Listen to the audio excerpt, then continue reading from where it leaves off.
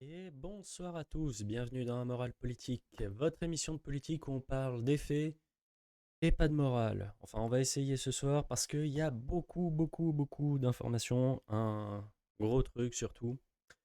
Je pense que ça ne vous a pas échappé, les émeutes. On va commencer par le sommaire, hein, comme d'habitude. Donc, la France en flammes, émeutes partout, justice nulle part. On va parler de Manu Lambrouille et de ses copains. On va parler de l'inefficacité des luttes. Ouais, c'est l'efficacité des luttes, mais là, j'avais que des infos qui allaient pas, donc inefficacité des luttes. Les nouveaux moyens de répression.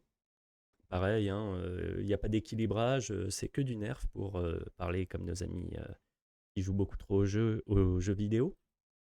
Vraiment, c'est pas rassurant. Assemblée nationale de la honte. Europe des emmerdes. Petit sujet.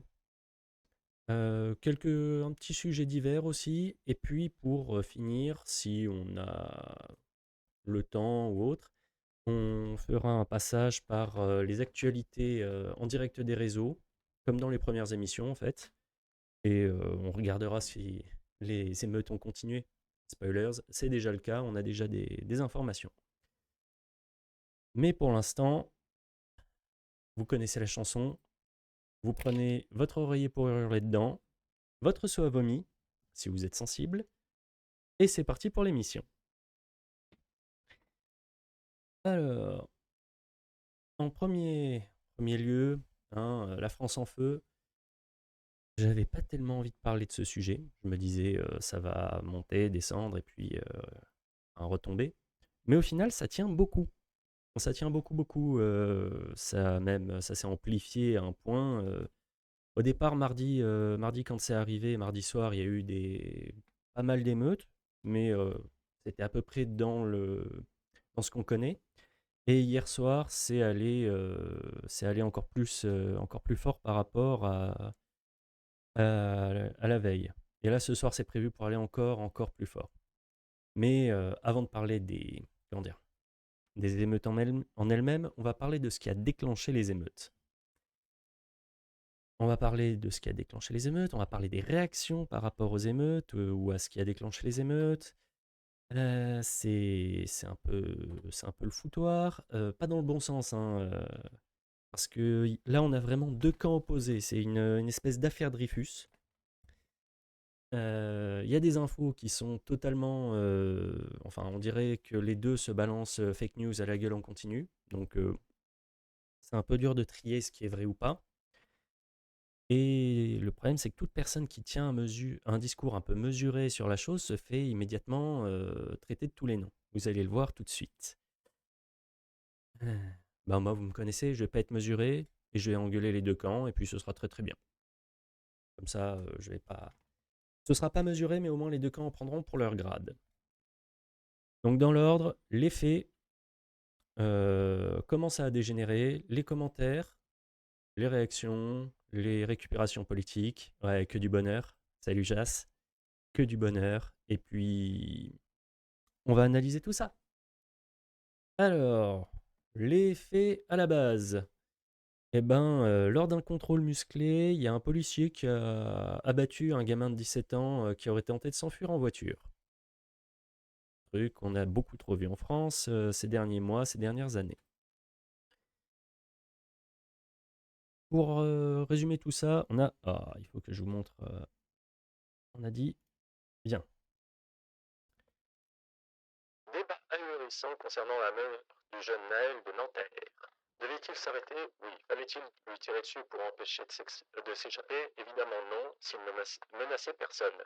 Est-il légitime de brûler en réaction des équipements publics, des voitures, de ses voisins de cité? Bien sûr que non. Le policier qui a tiré doit être jugé et sera puni, les émeutiers violents aussi, chacun selon ses crimes. Voilà, ça c'est déjà un petit truc. Donc Naël, 17 ans, au volant d'une voiture de location polonaise, euh, arrêté parce que il aurait essayé de redémarrer. Euh, on va rappeler un truc avant toute chose pour les trois du fond qui mangent de la colle au bisphénol, c'est que tirer, enfin essayer d'arrêter une voiture en tirant dans un pneu, c'est inutile, c'est même contre-productif. Une voiture avec un pneu crevé, ça peut rouler très longtemps. Si vous voyez pas comment c'est possible, vous regardez Villebrequin, hein, ils vous le montreront. Et une balle qui est tirée dans un pneu, elle peut ne pas percer le pneu, mais juste ricocher et finir là où on n'aurait pas envie qu'elle finisse. Mettons dans un passant. Donc, c'est un peu compliqué de dire on aurait pu arrêter la voiture autrement. Là où je suis pas tout à fait avec Monsieur Kuzmanovic, c'est est-ce qu'il menaçait quelqu'un en s'enfuyant? En fait, le problème, c'est qu'un délit de fuite, ça finit très très vite comme ça. Course à Aulnay-sous-Bois, une famille décimée par un chauffard. Et je vous mets un peu l'image. C'est dangereux une voiture. Une voiture lancée à pleine berzingue, c'est très dangereux. Et si en plus elle a un pneu crevé, ça peut encore plus vite finir comme ça. Euh, mais donc voilà, ça c'est pour les voitures qui s'enfuient, pour les voitures qui vont très vite n'importe où. On a aussi un exemple qui s'est passé le 14 juillet à Nice, hein. Et si je parle de ça, c'est parce que j'ai des amis qui étaient pas loin du camion en question. Donc, non, laisser un véhicule s'enfuir, c'est pas tout à fait non plus une bonne idée, hein. S'il menaçait personne, comme disait Kuzmanovic, oui, mais on ne peut pas en être sûr. Euh, Derrière, qu'est-ce qui se passe si vous êtes arrêté en voiture? Vous faites deux trucs très simples. Vous coupez le contact, vous mettez le frein à main. Ça évitera les problèmes. Vous allez voir pourquoi plus tard je dis mettre le frein à main. Et le récit de ce qui s'est passé par le procureur, c'est aussi un peu très différent. Donc, un gamin mineur n'ayant pas de permis roule à vive allure en agglomération à bord d'un bolide depuis 7h50 du matin. Il emprunte la voie de bus, grille un feu rouge, manque de renverser un piéton, puis un cycliste, est pris en chasse par deux motards, sommet de s'arrêter à deux reprises, refuse d'obtempérer, et finalement obligé de s'arrêter à cause de la circulation. Et là où c'est parti en couille, et où je vous dis qu'il faut mettre le frein à main et couper le contact, c'est que dans la seconde arrestation, la vidéo n'est pas assez claire et on ne pourra jamais savoir si Naël avait essayé de redémarrer ou si c'est juste parce que le CRS l'a empoigné qu'il a fait un faux mouvement et a appuyé sur l'accélérateur sans le vouloir. Alors qu'il y avait un flic qui le tenait en joue. Donc forcément, ça, peut-être que ça aurait pu être évité. Mais de toute manière, on n'est pas sur l'arrêt de base où personne, enfin, c'était pas non plus un contrôle lambda. C'était déjà un contrôle parce que ça faisait une demi-heure qu'il avait failli renverser des gens et des cyclistes. Euh, et pour les vidéos, ce qui concerne le policier, on voit aussi que l'état de légitime défense, il est un peu, parce que c'est un peu, le policier a dit qu'il avait agi en état de légitime défense. Ça a fait un peu monter au créneau. C'est pas lui qui est accroché dans la voiture, c'est pas. C'est tellement. Enfin, les gens ont tellement pas. Enfin, la justice n'a tellement pas cru à la légitime défense que. Et ça, je peux pas vous mettre une image parce que c'est tombé pendant la dernière partie de préparation.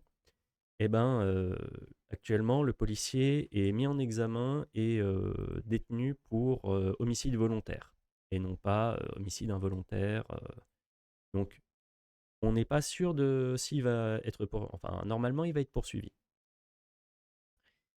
Maintenant, on passe sur la partie encore plus foutoir. Vous avez vu, c'est le foutoir déjà pour expliquer. La partie encore plus foutoir que les différentes versions du tir, c'est les antécédents ou non de Naël.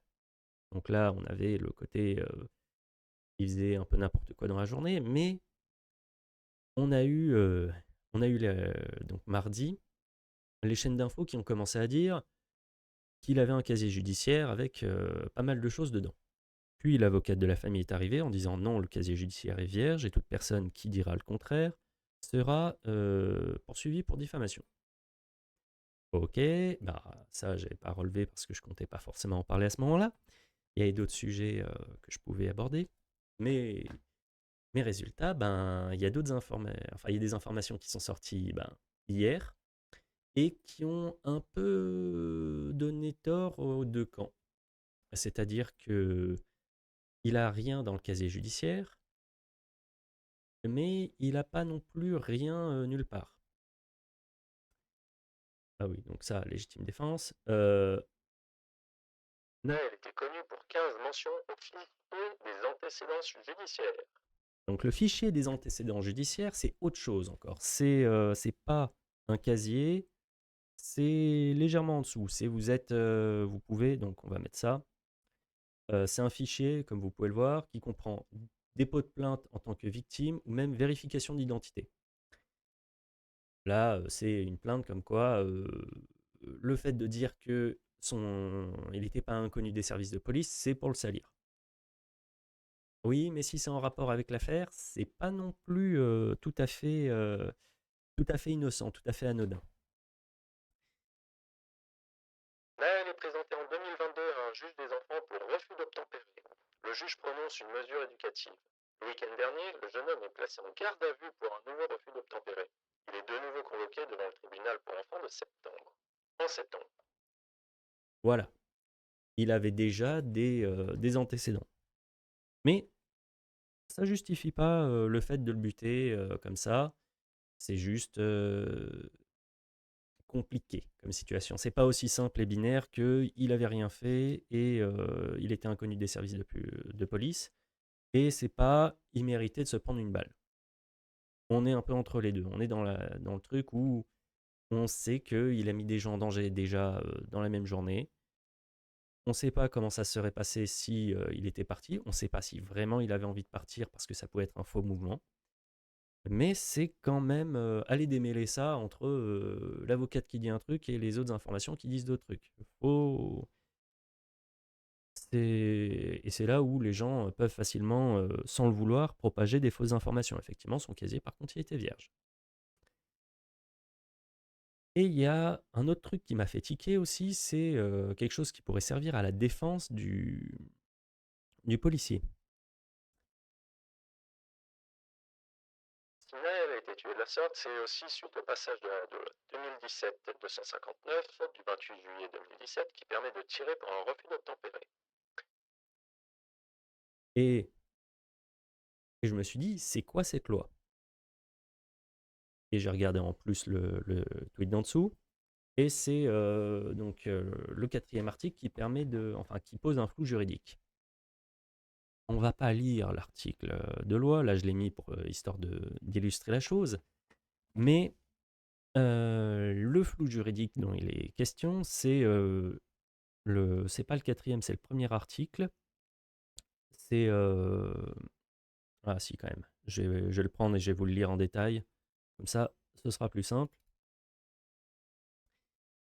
Lorsque des atteintes à la vie ou à l'intégrité physique sont portées contre eux ou contre autrui, ou dans autorisés à pouvoir faire usage de leurs armes, lorsque des atteintes à la vie ou à l'intégrité physique sont portées contre eux ou contre autrui, ou que des personnes armées menacent leur vie ou leur intégrité physique ou celle d'autrui.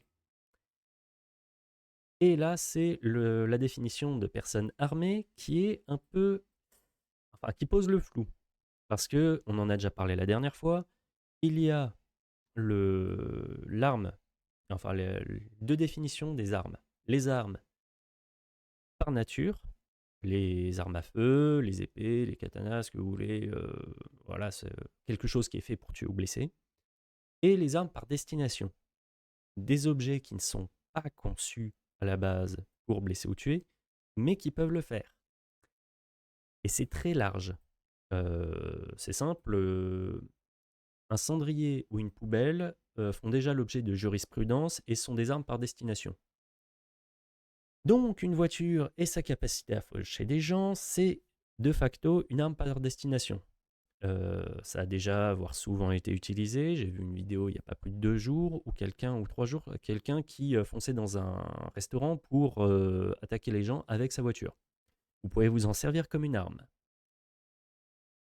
Donc, ça sert de défense légale aux forces de l'ordre dans le cadre d'un délit de fuite. Quand ils vont tirer ou qui tirent avec plus ou moins de sommation. Mais c'est ça qui fait peur enfin, c'est ça où ça justifie, face à la loi, la le fait de tirer. Parce que comme c'est une arme par destination, bah, il faut protéger les gens.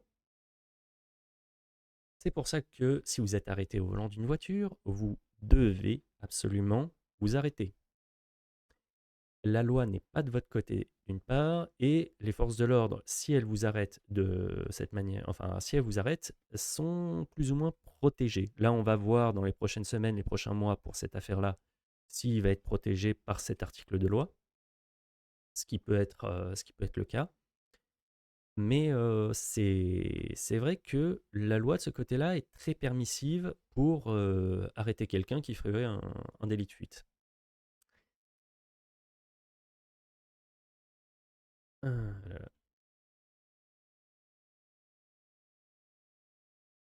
Euh, je me reprends 2 minutes. Désolé. Pour la question qui est souvent posée, enfin la question, la phrase qui est souvent posée, la peine de mort s'est abolie en France, on tue pas pour un délit de fuite. Ouais, la peine de mort est abolie en France, mais n'oubliez pas quand vous êtes aux commandes de 1500 kilos lancés à pleine vitesse, vous êtes armé en fait. Si vous n'en avez pas conscience et que quand vous conduisez, c'est assez grave. Et les FDO, eux, ils en sont pleinement conscients. On a déjà vu plein de fois que ça a déjà tué des gens, vous connaissez le problème, hein, des gens qui se font faucher par une voiture. Eux, ils en sont conscients. Si la voiture démarre alors qu'ils sont accoudés à la voiture, ils peuvent se faire emporter. Donc, ils sont un peu tatillons là-dessus. Ainsi, protégez-vous, protégez les autres, et quand vous êtes arrêté, enfin contrôlé, vous coupez le contact et vous mettez le frein à main. Bon, je suis aussi armé de ma petite cuillère, je l'enfonce dans une gorge, c'est... Oui, bah ça, c'est n'importe quelle arme par destination. Mais normalement, si tu es avec une petite cuillère et que les flics les répliquent avec leurs armes, ce sera jugé comme disproportionné. Entre une petite cuillère et 1500 kilos qui peuvent être lancés à des vitesses pas possibles, surtout que là c'est un modèle sportif qui peut démarrer relativement vite, et que aucune arme ne peut arrêter quand c'est lancé. Il faut se rendre compte de ça, hein.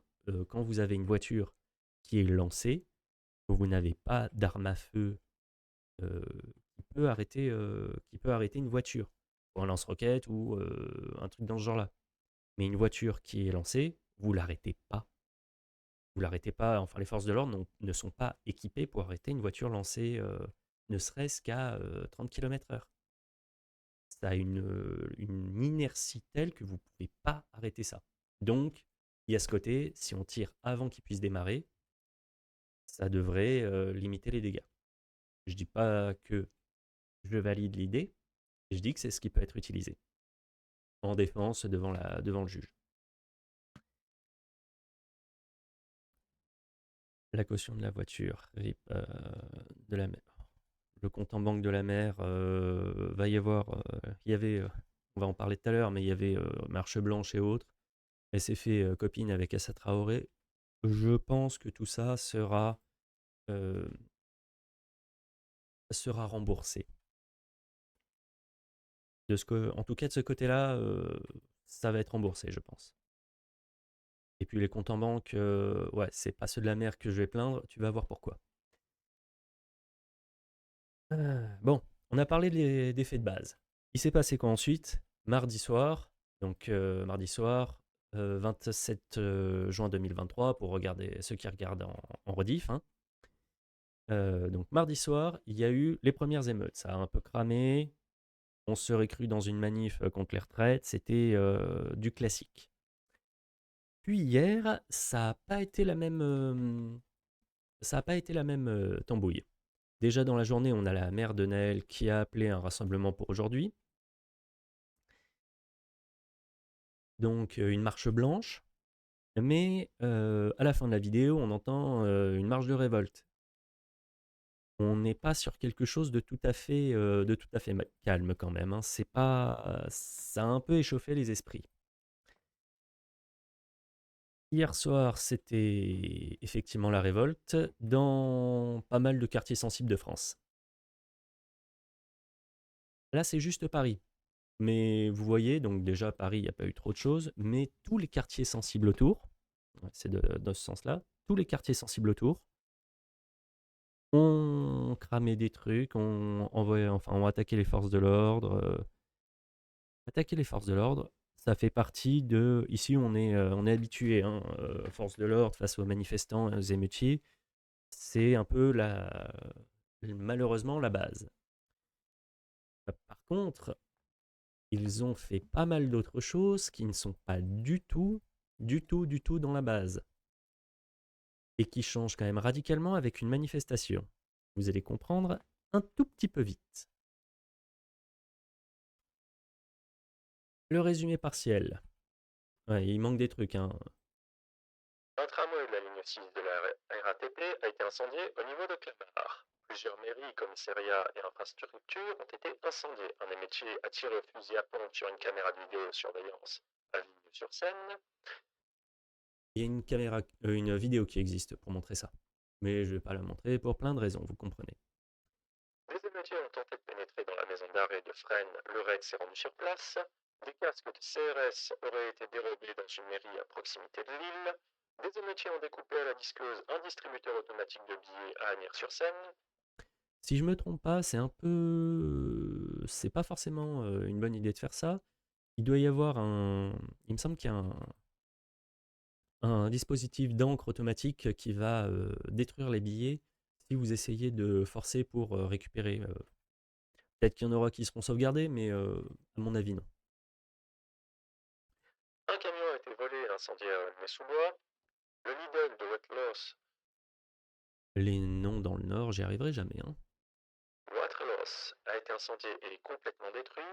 Un policier a été victime de plusieurs tirs de mortier d'artifice dans le dos par un émeutier à Nanterre. Le commissariat de Bagnolet a été saccagé et incendié.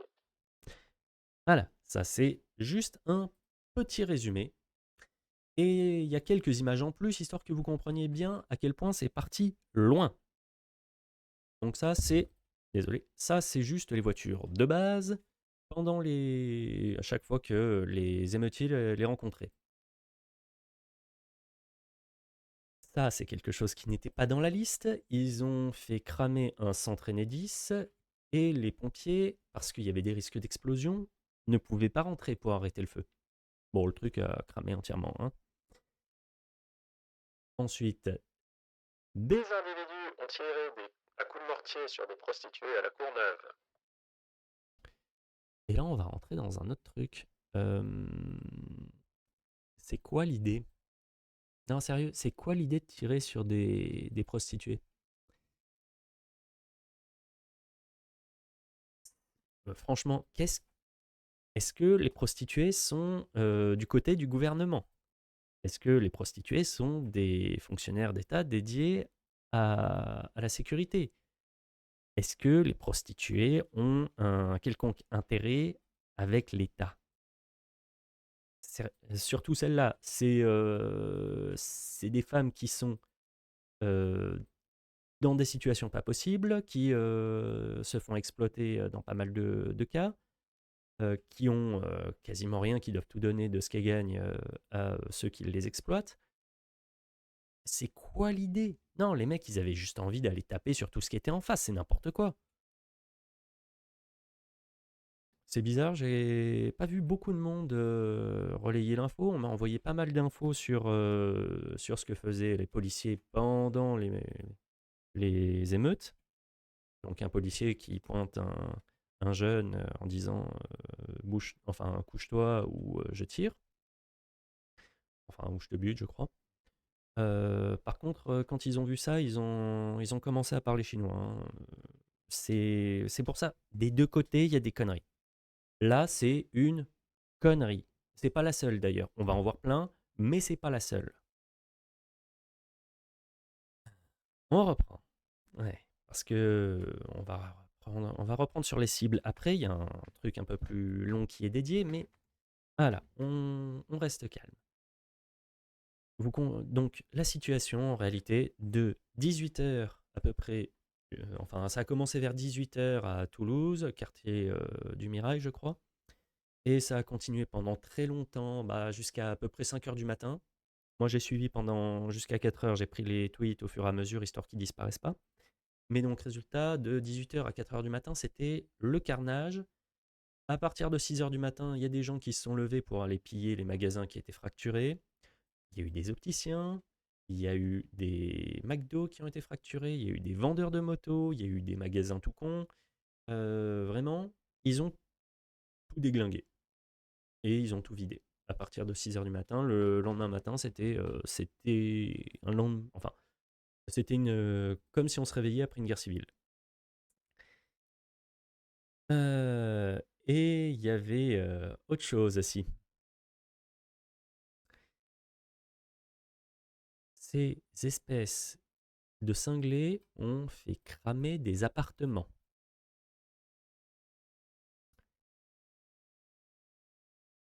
Euh, je me calme un peu pour une raison toute simple, c'est que ces appartements en question, je connais quelqu'un qui habite à une rue. Donc, ouais, je suis un peu remonté. Donc, on va essayer d'être le plus calme possible. Mais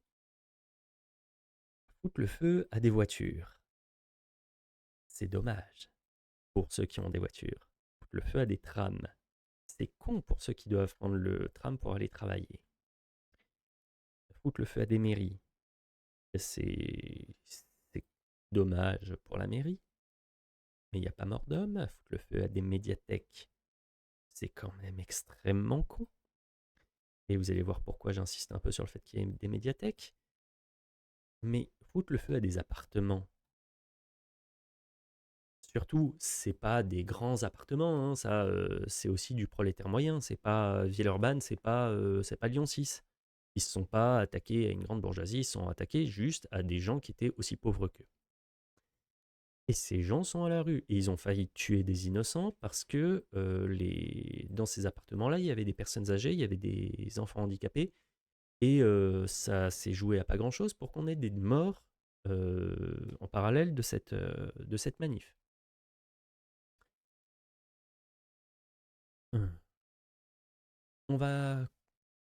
Je vais garder encore quelques trucs. On va parler vraiment de ça plus après. Parce qu'il y a quelqu'un qui a dit quelque chose de très intéressant. Mais avant ça, on parle les réactions des réseaux. On a eu en premier lieu des tentatives de récupération politique. Ils ont envoyé Carlos Bilongo. Enfin, Carlos Bilongo y est allé tout seul. Et en fait, il s'est fait frapper par un mortier, je pense qu'il était vide, vu le bruit, parce que les gens n'avaient pas envie de voir un député qui essayait de récupérer leur combat.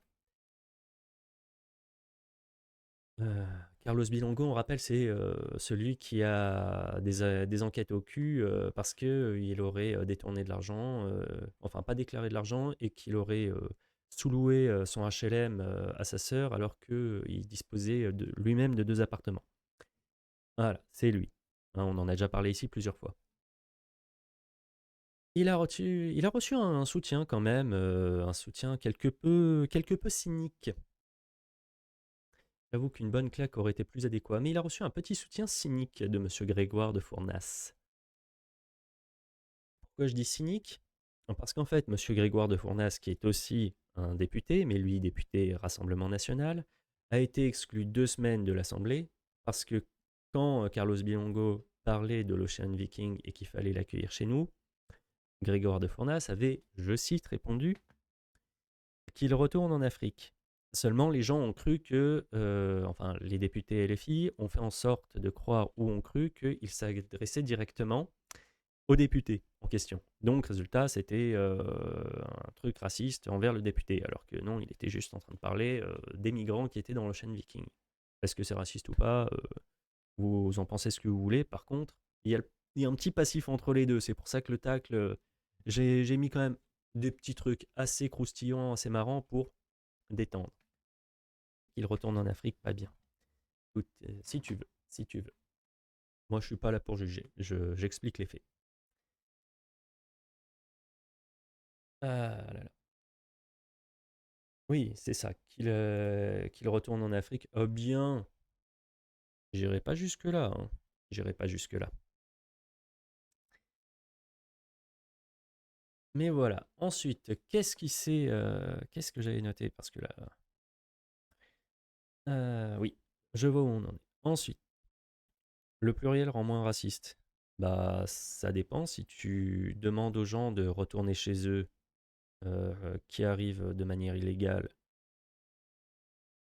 ça peut être quelque chose qui va être au moins à discuter. Par contre, tu demandes à quelqu'un qui est français de dire retourne chez tes ancêtres, c'est pas la même tambouille. Surtout un député de la nation. C'est pas la même tambouille. Ensuite, quand je parlais des comptes en banque, on a une qui parlait de comptes en banque tout à l'heure. Les dommages occasionnés par la guerre, étrangère ou civile, par des émeutes ou des mouvements populaires, sont exclus des garanties à la couverture. Donc, toutes les personnes qui se sont fait cramer leur voiture, leur camion, défoncer leur magasin ou qui ont perdu leur logement, c'est pour leurs pommes. Les assurances ne remboursent pas. Vous comprenez le problème? Il y en a, ils vont manger des pâtes pendant un moment. Hein. Et évidemment, quand vous n'avez pas les moyens de vous repayer une voiture, faut que déclare qu'il y a eu une guerre civile. Bah non, ça rembourse pas plus. Tu vois? Les dégâts occasionnés par la guerre civile sont pas couvertes. Ça ne sert à rien. Une manif sauvage, ça peut potentiellement se, se défendre, mais une émeute, et là c'est les termes qui ont été employés, les mecs sont morts. Surtout les assurances, c'est bien connu, c'est ceux qui veulent jamais payer. Donc en fait, ça va servir à rien et les gens ils vont galérer pendant un moment, surtout ceux qui avaient besoin de leur voiture pour aller bosser. Oui, l'émeute, c'est différent, mais là, ce qui est marqué, tu notes, la guerre civile ou les émeutes sont pas couverts. Donc ils sont préparés à tout, hein, les assureurs. Ah. Si tu as quelque chose à rajouter, je le lirai, Psychopathe. Mais voilà, donc les gens qui ont besoin de leur voiture ou du tram pour aller bosser, en tout cas, à Clamart, ils sont dans la merde. À la suite. Ça, c'est ce qui se passe si vous essayez d'être un peu entre les deux. Ruffin qui dit juste Mes pensées. Ce matin, un jeune de 17 ans a été tué par un policier après un contrôle routier à Nanterre. Mes pensées vont à sa famille et à ses proches. Porter l'uniforme de la République implique des devoirs, pour les policiers comme pour les citoyens, enquête et justice. c'est simple, c'est sobre, c'est. Si t'aimais mes coutasses, les assurances, ça paye jamais, évidemment. Évidemment, c'est la base. Mais donc, c'est simple, c'est sobre. Ruffin, il a fait un truc basique. Anas Kazib, La sortie de Ruffin n'a rien à voir avec la présidentielle, c'est sa logique depuis toujours. En 2016, il a dit qu'il n'était pas intimement convaincu par la mort d'Adama, c'est un pur produit de la formation du PCF, il préfère parler du Doliprane gratuit que de racisme. voilà, c'est si vous parlez pas du fait que ce raciste, si vous parlez pas de ça, de machin, de tout ce que vous voulez, vous êtes un ennemi à abattre. Vous pouvez pas être dans l'entre-deux. Vous êtes à 100% pour et vous utilisez tout le vocabulaire pour, soit vous êtes à 100% contre et vous utilisez tout le vocabulaire contre, hein. De ce côté-là, les pro-flics et les anti-flics, ils ont été à peu près aussi débiles les uns que les autres. Et ils sont tous les deux aussi sectaires. C'est vraiment au niveau de l'affaire Dreyfus. Petite actu de dernière minute, un couvre-feu à l'échelle nationale est actuellement en étude par la Chambre interministérielle. Ah oui, j'avais vu tout à l'heure, pendant la préparation, que Clamart avait un couvre-feu de 18h à 6h du matin, je crois. Mais si c'est à l'étude sur l'ensemble du territoire, j'avais pas pu le voir. Merci beaucoup, Jas. Pour la suite. Pour la suite. Il y a aussi, en autre truc, si vous évoquez une situation analogue qui pourrait ressembler à l'affaire, qui pourrait servir d'excuse ou autre du côté de la police, alors on a vu qu'ils n'avaient pas besoin. Oui, ouais, mais là c'est couvre-feu ciblé, c'est un peu différent. Donc, Certifa, le compte, un des comptes qui parle le plus, enfin qui fait le plus d'infos, a dit un homme à scooter a traîné un policier sur 30 mètres après un refus d'obtempérer à Grenoble. Et donc, résultat, contre-attaque. Certifa, un compte de trompette d'extrême droite. Leur source, le site de propagande policière Actu 17, uniquement pour faire diversion. Boycottez ce compte. Selon le récit repris par Certifa, censé justifier les tirs à balles réelles pour refus d'obtempérer, le policier traîné sur 30 mètres, pourquoi pas 200 mètres, souffrirait de douleur. Là, vous voyez, on est vraiment dans l'information était juste une information qui est relayée. Ils sont pas en train de dire non plus que ça justifiait. En plus, vous avez vu l'entièreté du tweet. Ils n'ont pas dit c'est pour ça qu'il faut tirer de temps en temps. Il n'y a pas de justification de tir à balles réelles. Contre-attaque dit de la merde pour le coup. C'est dommage, hein, parce que je les aime bien d'habitude. Mais là, ils disent de la merde. Et ils sont en mode c'est une fausse info, ça n'existe pas. Ils sont très, très clairement en train de dire que le compte Twitter ment et que la source ment aussi. Si t'es traîné sur 30 mètres par un scout, t'as pas de douleur, t'as des brûlures au 3e degré. Bah, ça dépend ce qu'ils appellent douleur. Et ça dépend de l'équipement du flic. Crois-moi, s'ils sont équipés comme les.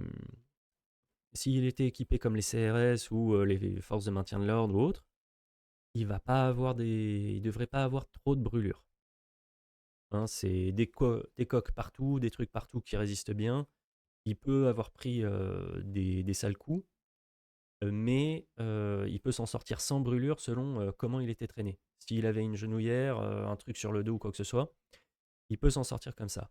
Et moi, je suis allé voir la source quand même directement.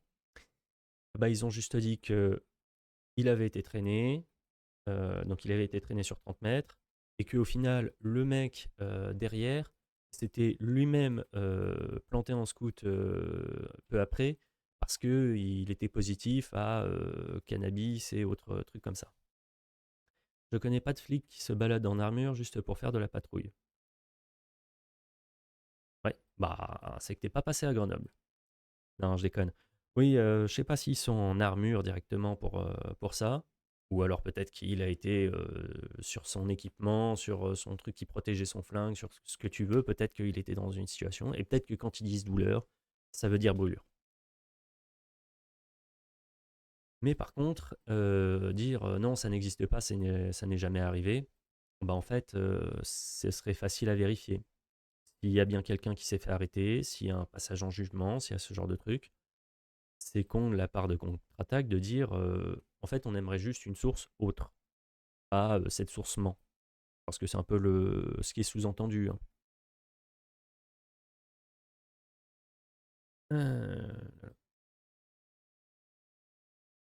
Ensuite,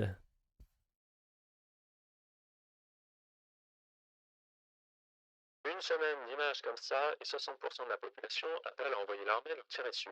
On est en roue arrière sur la route du fascisme, c'est catastrophique. alors cette analyse-là, je l'aime bien parce que ça montre quelque chose qui est quand même assez intéressant.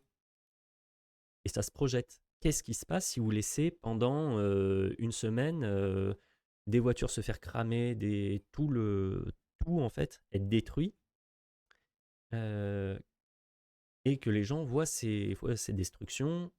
Alors il y en a qui disent, merci Usul, il y en a qui disent, Usul entre autres avait dit, oui, les chaînes d'information en continu montrent des trucs angoissants, etc. Et en fait, c'est pas si dur que ça. Euh, la peur engendre la colère engendre le FN, c'est un peu ça. Et les gens, moi personnellement, je suis pas allé voir les informations en continu.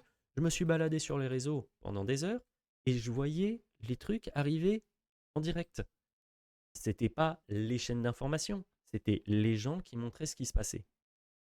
Et si les gens qui regardent pas la télé ou qui regardent la télé uniquement sur les chaînes qui font peur, ils voient ça, effectivement, qu'est-ce qui se passe au bout d'une semaine?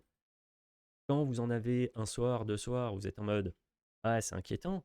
Quand vous en avez au bout de 6 ou 10 soirs, vous voyez des centaines de gens qui sont avec plus de voitures, parfois plus de logements, et qui se font caillasser la gueule si ils osent dire quoi que ce soit. Il y en a pas mal qui ont pris des trucs dans la tronche parce qu'ils ont dit bah, l'immeuble brûlé. C'est juste parce qu'il y a quelqu'un qui disait arrêtez avec les pétards, on peut même pas dormir, j'ai un gamin qui dort. C'est pas un peu, c'est comme ça qu'on s'est retrouvé avec 21% de fascistes et une vingtaine de Ayrton. Ah là là. Alors, on va dire quelque chose de très clair. On va arrêter. Il faut qu'on arrête de parler de fasciste. Le fascisme, c'est une idéologie italienne de 1930. Et ce qui se passe actuellement n'a rien à voir avec ce que Mussolini a mis en place. Donc, on va prendre des termes qui sont beaucoup plus simples. 21% d'extrême droite, s'il te plaît. Le fascisme a un mot. À force de dénaturer les mots, on en fait n'importe quoi. Dire c'est du fascisme, le fascisme, c'est l'importance de garder les mots pour des occasions précises et claires, ça permet de ne pas le dénaturer, de ne pas en faire perdre sa force. Quand tu traites quelqu'un de fasciste une fois, parce qu'il dit quelque chose de vraiment horrible, ça marque les gens. Quand on est à l'heure actuelle, tout le monde balance fasciste en continu sur n'importe quoi, et ben le mot quoi, je me suis fait traiter de fasciste. Ouais, bon, c'est la 4e fois cette semaine. Qu'est-ce que j'ai dit? euh, que j'aime bien le vin. Le RN est un parti fasciste, culte de la personne, culte de la France était mieux avant, xénophobe, ouverte. Il n'y a pas que ça dans le fascisme. Il n'y a pas que ça. Alors qu'il soit un peu plus orienté néo-nazgul, je veux bien, mais qu'il soit plus orienté fascisme, non. Utilisons simplement le fait que ce soit d'extrême droite, ça ira très bien. Là, là, là, là, là, là. Et on va finir sur, à mon avis, la meilleure analyse du truc. Et c'est là où je vais faire mon gauchiste de service. Ah, c'était une bonne partie. Parce que pour tout le reste, je vais me faire traiter d'extrême droite. Cet homme, je peux pas vous mettre la vidéo en continu, mais regardez juste ce qui est marqué. En fait, on est en train de se faire du mal à nous-mêmes. Il explique, faudrait que je retrouve qui c'est, mais comme il est sur TikTok, il n'y a aucun moyen que j'aille voir ce qu'il dit. Mais il dit quelque chose d'extrêmement vrai.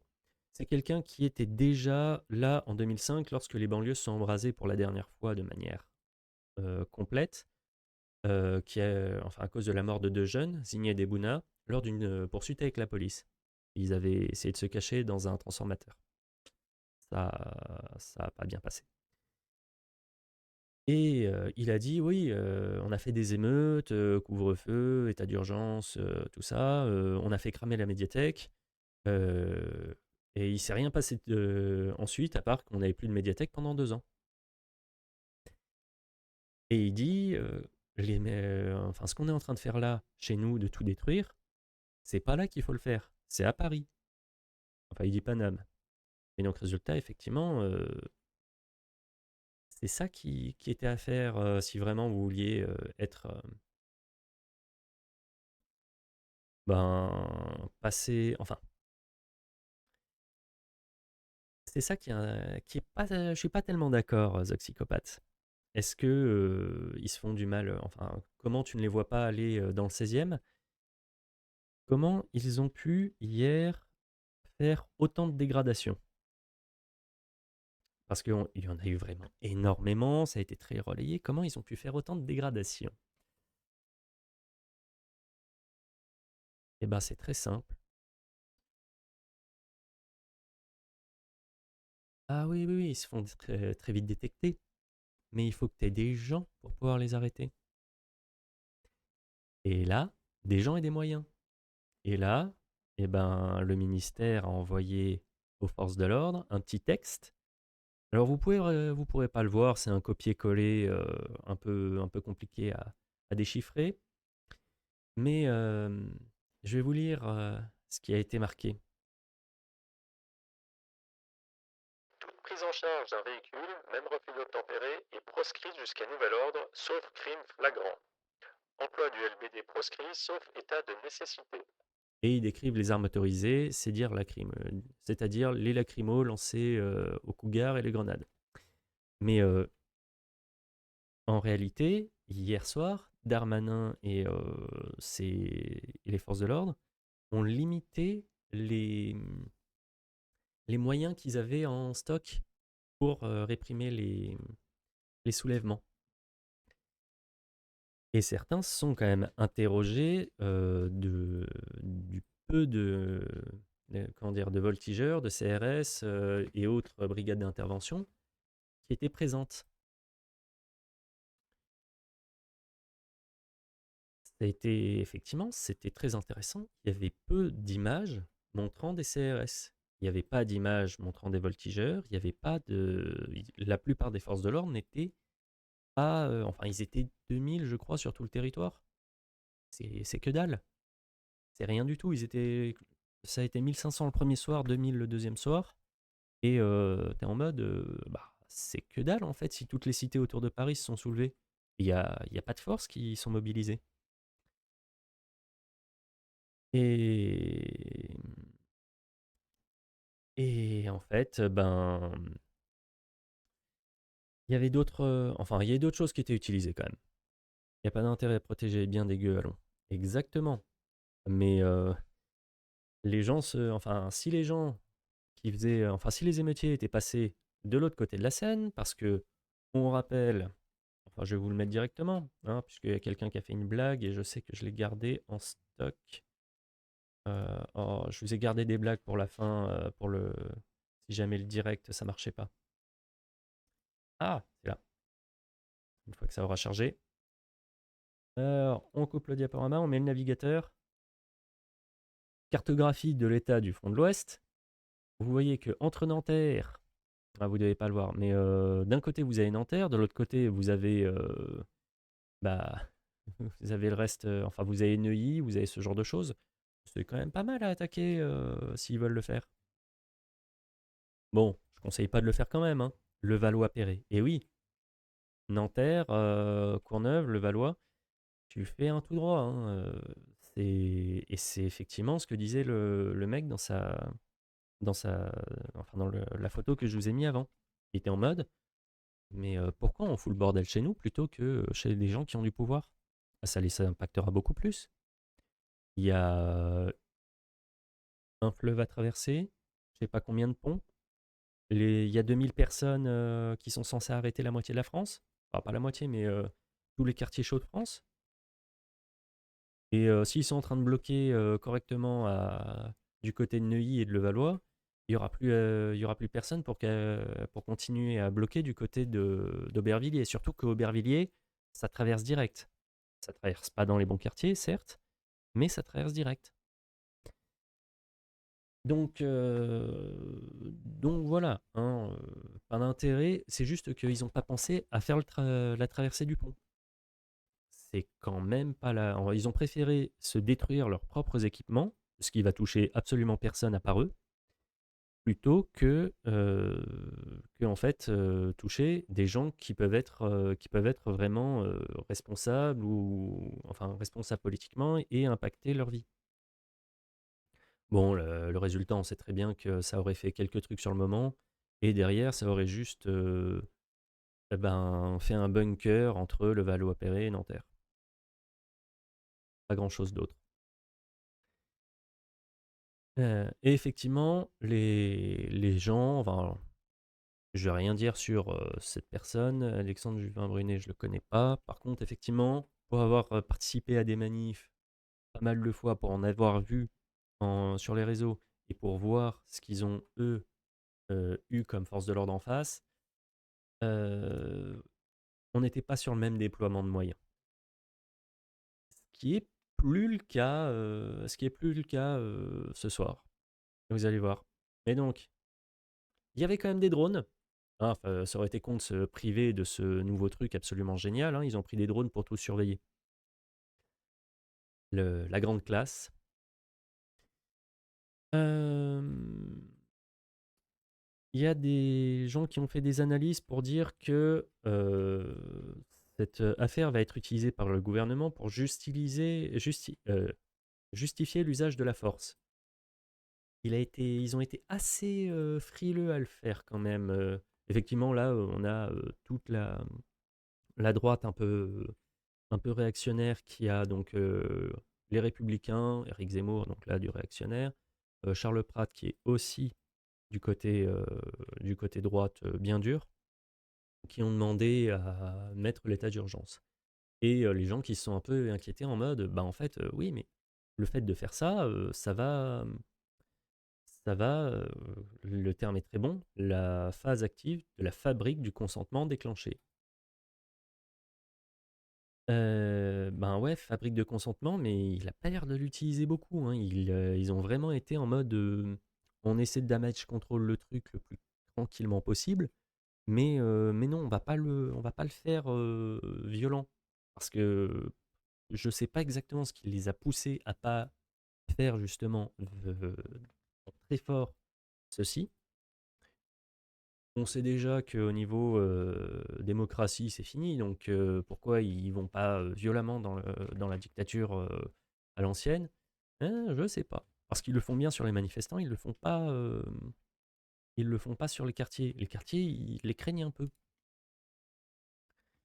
Donc c'est pas aussi simple que ça, c'est pas aussi net. Et chez les forces de l'ordre, d'ailleurs, ça a un peu surpris que l'état d'urgence ne soit pas déclenché, surtout chez les anciens qui ont vécu 2005, parce qu'ils disent les situations, enfin vraiment, la situation est très similaire à 2005, et c'est pas, enfin, on comprend, il y a ce côté où on est dans la même situation, on n'a juste pas l'état d'urgence, pas. Après, il y a pas mal de lois d'état d'urgence de l'époque qui sont passées dans le droit commun maintenant, donc ça change pas énormément de choses techniquement. Mais l'état d'urgence emmerde pas mal, enfin, peut faire pas mal de choses. Euh, Ah oui, parmi les dernières choses que j'ai pu récupérer, vous avez des images, parce qu'après il y a pas mal de trucs sur lesquels j'avais pas pu, enfin je pouvais plus rajouter à cause du programme. Donc Les effectifs de police vont être quadruplés ce jeudi soir avec en prime le RAID, la brigade de recherche et d'intervention et le GIGN engagé en réserve. du beau monde. Là, on commence à entrer dans effectivement, ils se disent qu'il faut y aller très fort. Ils l'avaient pas fait pendant 2 soirs. On se demande pourquoi ils l'avaient pas fait plus vite, plus fort. Après, c'est pas que je l'appelle, hein, c'est juste qu'effectivement, il aurait fallu, au moins faire en sorte que les innocents, les civils ne soient pas en danger, parce que c'était pas franchement le cas. Vous avez vu. Et on va pas finir au final, puisque j'ai eu des nouvelles infos, mais j'ai trouvé un petit commentaire croustillant. Il y a notre ami Ricardo qui est de retour. Alors Ricardo, pour ceux qui ne le connaissent pas, c'est celui qui avait fait un thread pour parler pour cracher ça. Attends, je vais couper ça. C'est celui qui avait fait un thread pour dire que le mec qui a évité à des gens de se faire assassiner à Annecy, il est quand même un peu d'extrême droite, c'est dangereux, tout ça. Donc déjà, ça ne me le mettait pas en bonne disposition. Il a fait un second thread pour parler des symboles qu'il a vu au Hellfest. Ah, c'est plein de nazis. Le problème dedans, c'est que Il a mis le drapeau breton. Là, ça va pas bien se passer. Et mon arrière-grand-père, qui est Légion d'honneur pour acte de résistance, t'emmerde et avant que tu puisses me traiter de facho. Et derrière, qu'est-ce qui nous a refait ce soir, enfin hier soir, ou aujourd'hui? Les messages appelant à la violence envers les personnes racisées des banlieues se multiplient sur les réseaux Telegram, ce qui est profondément préoccupant. Plusieurs groupes incitent à l'organisation de ratonnades. Un rendez-vous est prévu à Paris cet après-midi. Il n'a pas fait plus que ça. Il s'inquiète que l'extrême droite s'organise. Alors, on va faire quelque chose d'un peu plus large que juste Ricardo. Ça, c'est un truc qui me permet d'engager la conversation. Parce que j'ai vu passer pas mal de messages, entre autres, qui parlaient beaucoup d'analyses dispensables, qui parlaient du contrat social qui serait brisé parce que la police utiliserait des moyens de répression trop violents. Ben non. Le contrat social, c'est le fait que l'être humain remette à l'État l'action individuelle, enfin l'action de la violence légitime, pour ne pas appliquer, enfin pour pas soit avoir à l'appliquer ou à la subir la violence individuelle. Grosso modo, je tape pas sur mon voisin, il me tape pas dessus, c'est l'État qui agit si il faut taper sur quelqu'un d'autre ou juste faire la justice. Là, on peut dire que le contrat social, il n'est pas brisé, mais l'État en abuse. L'État applique une violence extrême en assassinant des gens. Est-ce que, dans quel cas il est brisé en fait? Eh ben, et ça va rejoindre le message de Ricardo, en fait, le contrat social, il est brisé quand on ne l'applique pas à ce contrat social et qu'on ne défend pas les personnes qui adhèrent, bon gré mal gré, au contrat. Hein, en France, on est obligé d'adhérer au contrat de base, ça fait partie vraiment de la base républicaine. On n'applique pas soi-même la violence, on n'applique pas soi-même la justice, c'est l'État qui va s'en charger à notre place. Les trois pouvoirs, législatif, exécutif, judiciaire. Là, pourquoi l'extrême droite est en train de prendre un essor phénoménal et de dire laissez-nous gérer, c'est parce que l'État n'applique pas ce contrat social. L'État ne défend pas les individus et leurs propriétés privées. C'est la base, ça, du contrat social. Si tu l'appliques pas, tu ne respectes pas le contrat. Si tu frappes ton voisin, si quelqu'un frappe son voisin, lui ne respecte pas le contrat social envers l'État. Si l'État ne défend pas quelqu'un qui se fait attaquer, c'est l'État qui n'applique pas le contrat social. C'est dans ce cas-là qu'il est brisé. Pas dans le cadre où l'État est totalitaire. Théoriquement, si l'État est totalitaire, il va défendre énormément, même trop, le truc. Et il va en abuser. Abuser, briser. C'est un peu les deux extrêmes. Et donc, faut pas s'inquiéter. Enfin, faut pas s'inquiéter. Si, c'est inquiétant de toute manière. Mais donc, résultat, le fait que des gens puissent répondre, ou surtout que l'extrême droite puisse prendre une place en disant nous, on va faire appliquer ce contrat, puisque l'État ne le fait pas, eh ben, c'est pas inquiétant parce qu'il le propose, c'est inquiétant parce que des gens peuvent être tentés d'y répondre. Et ces gens sont tentés d'y répondre parce qu'ils ont peur. Et pourquoi ils ont peur? Parce que l'appartement de leur voisin ou de leur cousin ou de leur famille, de quelqu'un de leur famille, de leurs amis, s'est fait cramer et que personne n'était là pour l'empêcher. C'est comme ça qu'on fait monter la défiance envers l'État, les institutions, et que des gens qui vous disent on va appliquer très fermement tout ça, ont des points en plus dans les sondages. C'est ça, c'est que le contrat social, s'il n'est pas appliqué correctement, c'est ceux qui vous disent je vais le faire appliquer plus fort, qui ont des échos, qui ont des voix en plus. Voilà. Et ce qui est préoccupant, monsieur Ricardo, c'est effectivement qu'il y ait des gens qui ne peuvent pas se faire défendre malgré le contrat social. Là, je vais cacher Ricardo parce que j'en ai marre de lui. Donc, sur ce qui est arrivé après l'écriture, couvre-feu à Clamart, j'en ai parlé parce que Jas avait envoyé l'information par rapport au couvre-feu général. Hélicoptère et brigade de recherche et d'intervention à Nanterre. Donc la BRI, c'est aussi la brigade anti-gang. C'est pas des gentils, eux, ils sont pas là pour protéger, ils sont là pour lutter contre les gangs. Ils sont habitués à tirer, pas à poser de questions. On va voir peut-être qu'effectivement la fabrique du consentement, euh, ça va se faire ce soir. Et on va voir tout à l'heure, après la fin de l'émission, tout n'est pas sur les émeutes. Il y en a quand même une grosse partie, mais j'ai quelques petits trucs qui vont arriver qui sont hors des émeutes. Et c'est pas mieux. Donc le policier qui a tiré est mis en examen, placé en détention. C'est une procédure qui est justifiée à mon avis. Il faut au moins mis en examen pour homicide volontaire. Donc là, la justice, on va voir. Enfin, on a vu qu'il y avait beaucoup de dispositions légales qui permettaient de limiter les trucs, mais AFK cuisine. Ah, ok. Il y a beaucoup de choses qui permettent de défendre les forces de l'ordre, mais là quand même, il est mis en examen pour homicide volontaire.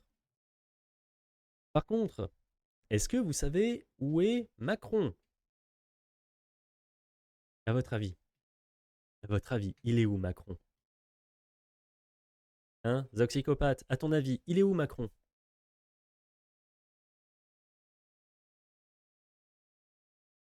Il est à l'étranger. Il est à Bruxelles. Voilà, comme ça il est sûr de passer Rava. Il est à Bruxelles pendant que... Ouais, c'est ça, dans ton cul. Merci, monsieur Venot. Mais ouais, donc résultat, Macron est à Bruxelles. C'est magnifique. Il est toujours jamais là quand il faut. Hein. Les services de renseignement de l'État, eux, ils ont un peu estimé que les... Comment dire? J'entends des sirènes dehors, je suis pas rassuré. Hein. Mais donc les services de renseignement de l'État ont annoncé qu'ils se craignaient un peu que les quartiers restés calmes se soulèvent aussi. Ce serait étonnant.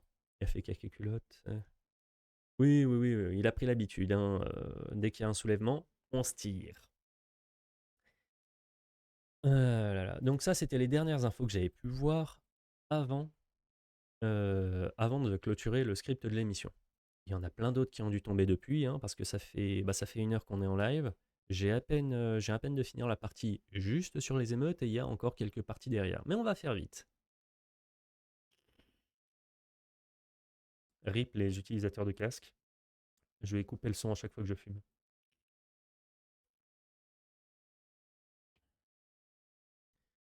Ensuite, on va parler de quoi? On va parler de Macron, hein, puisque on vient d'en parler. C'est bon, t'as rien entendu? Parfait. Mais on va parler de Macron, vu que on sait que maintenant il est à Bruxelles pour les événements. Mais il a déclaré un truc marrant en début de semaine. Il veut préparer un nouvel hôpital militaire à Marseille. Et les gens sont en train de... Enfin, les gens, certains de ses opposants sont en train de se dire ah, il veut nous faire rentrer dans une guerre de haute intensité.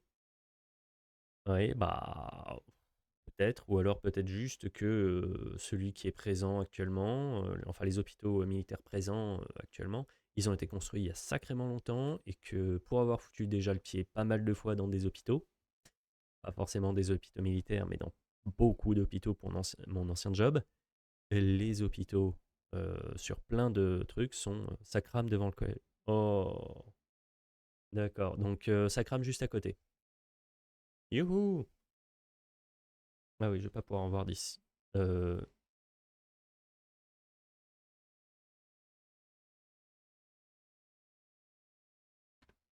je vois pas le feu d'ici pour l'instant. Mais c'est pas rassurant. Euh, qu'est-ce qu'on disait? Oui, les hôpitaux sont dans un état déplorable. Donc peut-être qu'en reconstruire un, ce serait pas forcément de trop. Donc là, il y avait la deuxième partie, oui. Sur un outil de défense, bah là, il faut vendre le truc comme quoi c'est important d'avoir un hôpital militaire, hein. Et ouais, bon bah hôpital, enfin guerre de haute intensité, je vois pas avec qui on va avoir une guerre de haute intensité sur notre sol. Et surtout, enfin parce que soit c'est un pays limitrophe, et dans ce cas-là, ça peut se limiter juste à quelques, enfin ça va se limiter soit à l'Allemagne, Espagne, Italie, Suisse. Enfin, il a envie d'attaquer la Suisse. Mais si c'est contre la Russie, théoriquement, ça va se finir en nucléarisation mutuelle. Donc, il n'y a pas de, il n'y a pas d'idée, enfin, il n'y a pas de guerre de haute intensité qui est, enfin, qui peut être prévue dans les prochains mois, les prochaines années. Ce n'est pas possible, ou alors on est tous morts. Je fais la prévision, j'ai pas envie du deuxième cas quand même, hein, vous me connaissez. Ah, ensuite, oui, parce que c'est Macron et son gang cette fois-ci. Parce qu'on a le ministre de la Justice qui a décidé de se ramener à Lyon. Bah, il s'est fait accueillir, il y a les avocats qui lui ont tourné le dos, parce qu'ils n'étaient pas franchement contents qu'il se ramène. C'est petit, c'est gentil, et ça mange pas de pain. Ensuite, rubrique inefficacité des luttes. Vous allez voir pourquoi. Euh, Mais alors, qu'est-ce qui peut bien motiver les électeurs du RN à voter pour le RN? C'est vraiment un grand mystère. Sous-entendu, ils sont tous racistes. Ah là là, tous ces tous des fachos, des racistes, tout ce que vous voulez. Il y a d'autres explications qui sont, à mon avis, pas à oublier et à ignorer. Alors là, vous voyez Madame Mathilde Panot qui fait Ikea fait 3,7 milliards de bénéfices, les prix ont augmenté de 27%, les dividendes augmentent, mais les salaires réels, eux, baissent. Alors, Madame Panot a quand même confondu les bénéfices et le chiffre d'affaires. Voilà. Et il est 2 fois inférieur à celui de l'exercice 2021. Et pour la partie, comment dire, salaire, eh ben, la dépense en salaire a été en augmentation. Quand on n'est pas capable de faire une différence entre bénéfice et chiffre d'affaires, on passe pour une quiche. Et à partir de là, on n'est pas crédible. Et en autres qui donnent pas non plus envie, enfin qui font que les électeurs du RN, même si ils aiment bien le côté social de Marine Le Pen, même s'ils savent qu'elle va pas l'appliquer, eh ben ils ont aussi, enfin ils ont pas envie de revenir vers la Nupes. Regardez, elle a réitéré. Je préfère des femmes qui jettent des sorts plutôt que des hommes qui construisent des EPR. Comment vous voulez convaincre les gens ensuite de venir chez vous? Vous avez des, faut pas avoir en tête d'affiche des incapables si vous voulez dire aux gens ramenez-vous chez nous. Ça, évidemment, ça va pas marcher. Marine Le Pen est dans une. Donc, on avait vu toute la partie dédiabolisation, c'est en cours, et toute la partie crédibilisation, ça commence à être le cas. Mais évidemment, elle en a rien. Enfin, elle a rien à faire. Elle a juste à se crédibiliser un peu. En face, vous avez des gens qui racontent des conneries. Évidemment qu'elle va monter dans les scores. En plus du contrat social qu'on vient de dire qui est assassiné, parce que les gens ne sont pas défendus. Mais c'est pour ça qu'en face ça monte. Et on rappelle, un petit rappel de l'émission 33, le petit sondage, le RN inquiète moins que LFI, magnifique ces stats. Il y a quand même 30% des gens qui pensent que c'est capable de. Enfin, le RN peut gouverner la France et 13% pour LFI. Sachant que ça peut ne pas totalement se séparer les trucs. Donc, à la question de monsieur tout à l'heure, qu'est-ce que ça peut être? ça peut être le nucléaire, la mort de la NUPES. Oui, oui, oui, lisez Jean-Marc Jancovici. Ah oui, le nucléaire, évidemment que ça fait sourire tout le monde. Et c'est censé être un de leurs points forts. Et ils arrivent et dessus ils racontent des conneries. Donc évidemment les gens n'ont pas envie de voter pour eux. Évidemment il y avait plein de gens qui étaient en mode ouais faut voter utile et donc voter Mélenchon. Mais quand même s'ils appliquent ce qui est dit sur le nucléaire, je préfère encore voter Roussel. Et donc résultat, la gauche a encore chuté en 2022. Parce que c'est un sujet où c'est complètement... enfin, s'avancer là-dessus et dire raconter des conneries, évidemment que les gens, ils n'ont pas envie d'adhérer à ça. On va continuer à parler des luttes. Euh, le dogme aura la peau de LFI. Et on verra. On verra dans les prochaines années. Là, je trouve qu'il résiste encore un peu. Et puis on verra si c'est Ruffin qui prend la tête. Il y a possibilité que le dogme, il prenne du plomb dans l'aile. On va continuer à parler des luttes et des équilibrages qui arrivent ou qui vont arriver à l'avenir. En premier lieu, l'Assemblée nationale a discuté l'activation à distance des appareils électroniques. Et en fait, ils ont dit oui, il y a certaines catégories de population, donc là, ça n'a pas été. Enfin, certaines professions qui ont été protégées. Donc, on suppose que les journalistes, pas au chômage, et les avocats, les juges, et quelques autres personnes comme ça doivent être protégées. Mais pour le tout venant, bah vous souriez et parlez bien fort, vous êtes écouté. Bon, moi, ils n'ont pas besoin d'activer les micros, hein, de toute façon, celui-là est activé, vous pouvez écouter directement. Euh, Mais oui, vos téléphones. Et puis on rappelle aussi, si vous éteignez votre téléphone pour ne pas être borné, pour ne pas être écouté ou quoi que ce soit, bah déjà, vous pouvez pas enlever votre batterie, donc ils peuvent quand même activer à distance. Réactiver votre. Potentiellement, ils peuvent, s'ils sont bons et qu'ils ont des gens compétents, ils peuvent activer un téléphone à distance et le faire interagir parce que votre batterie n'est pas enlevée. Et derrière, bon bah, si vous avez votre téléphone sur vous, fini. Plus de. Si vous êtes dans le viseur des renseignements, c'est terminé. Deuxième partie. Ah oui, je vais pas vous le mettre tout de suite. Ah, rien. Deuxième partie, il faut que je vous parle du crédit social en Chine pour ceux qui ne connaissent pas le truc. Alors le crédit social en Chine, c'est quelque chose, c'est un permis à points en fait, où ça se fait sur des centaines de points. Et on l'a pas encore en France. On a pris la reconnaissance faciale, c'est le premier pas. Et il y a pas mal d'autres petits trucs qui peuvent arriver derrière. Et donc le crédit social, ça fait partie des trucs les plus en ligne de mire, sachant que l'Union européenne parle de crédit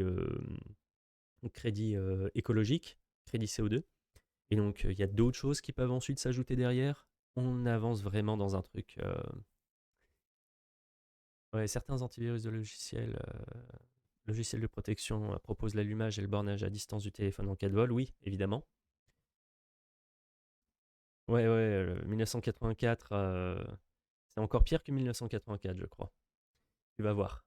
Donc, le crédit social, c'est quelque chose qui est fait pour... vous avez un permis.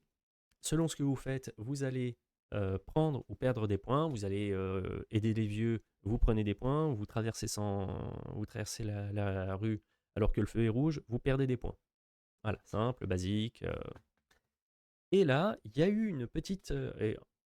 attendez, et ça permet d'avoir des avantages ou des désavantages pour obtenir un crédit à la banque, pour obtenir un emploi, pour obtenir une place dans un train, voire vous pouvez ne pas avoir le droit de voyager entre différents districts en Chine si votre crédit social n'est pas suffisant.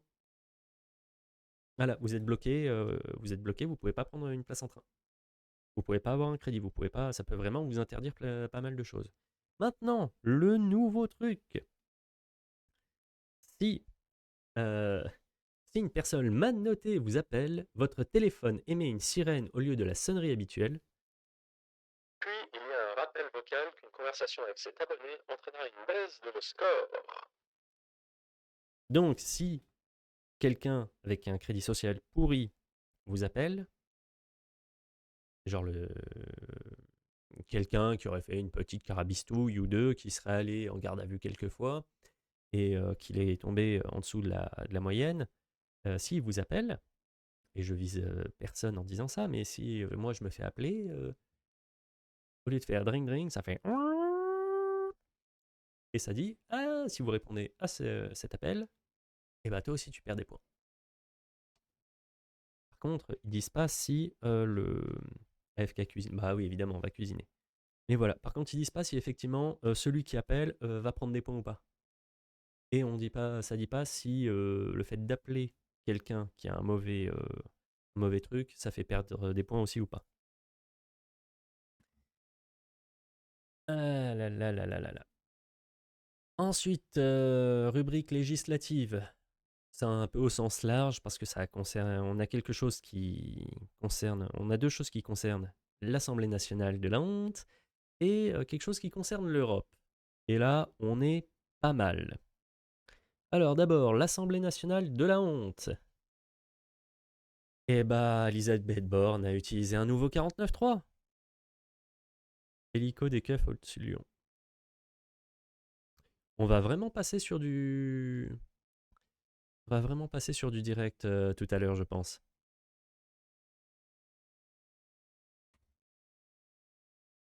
Je vois toujours pas de feu, hein.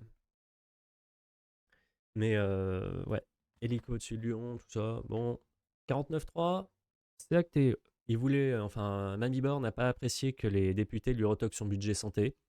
Donc elle a forcé, elle a dit non, non, ça va passer comme ça.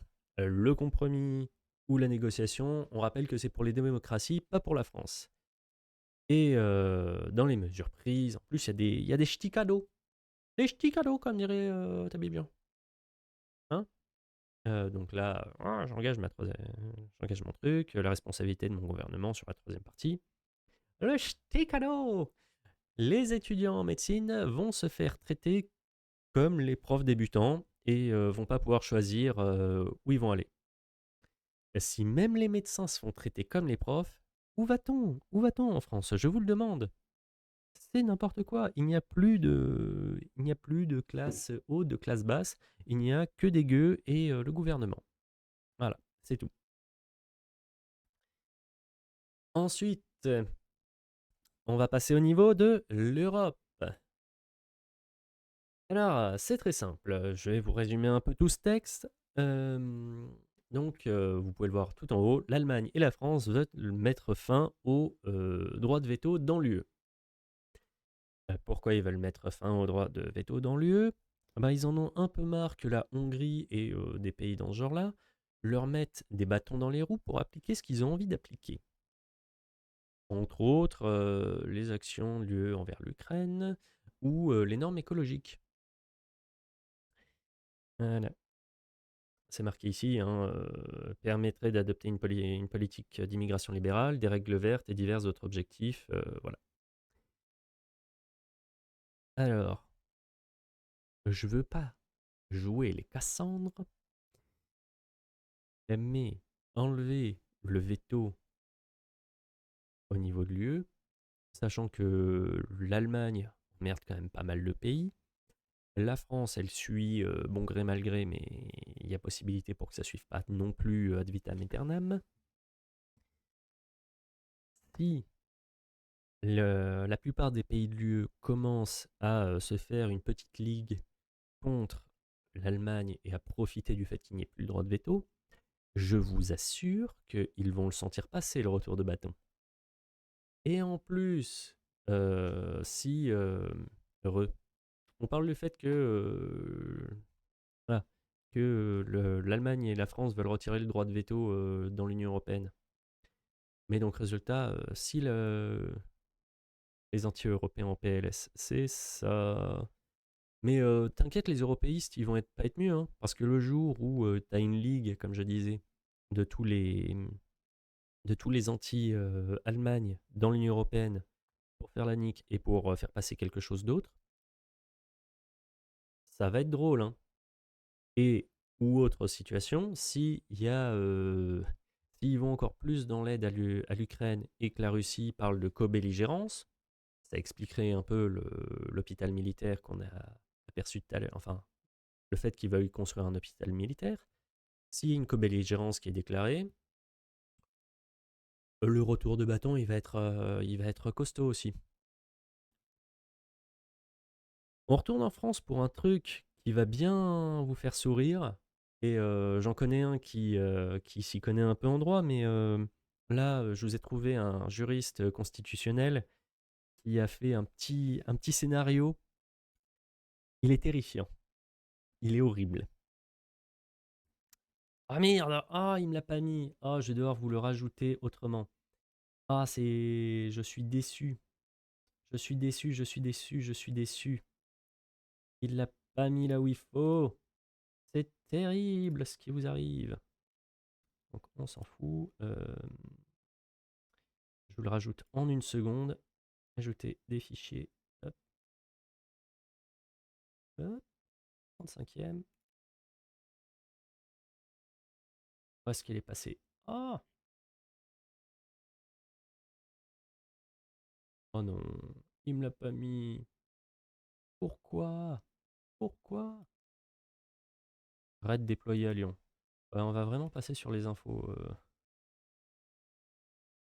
Il me l'a pas mis là quand même. Oh, je vais pas pouvoir vous le trouver comme ça.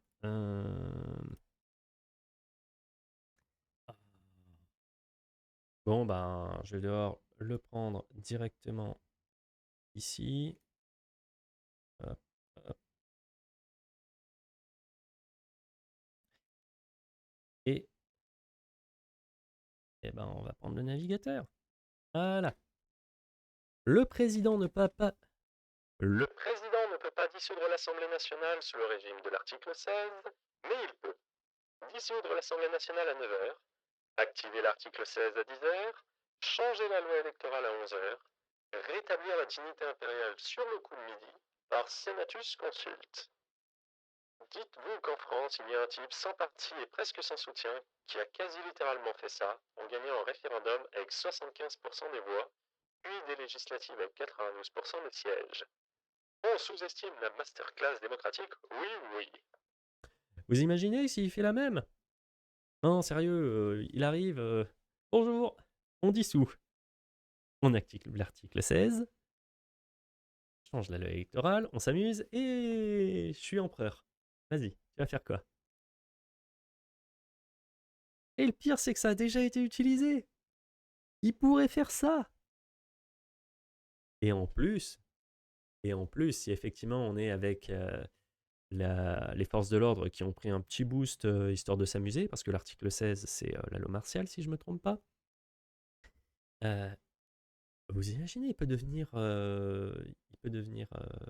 empereur du jour au lendemain? Ce serait trop classe, non? Ce serait incroyable. Il y a Roselyne Bachelot qui elle verrait ce truc-là, elle serait en transe. Ce serait... Oh. Cette idée me terrifie. Je sais pas ce que vous en pensez. Il y a un truc trop long pour le... Ah là là.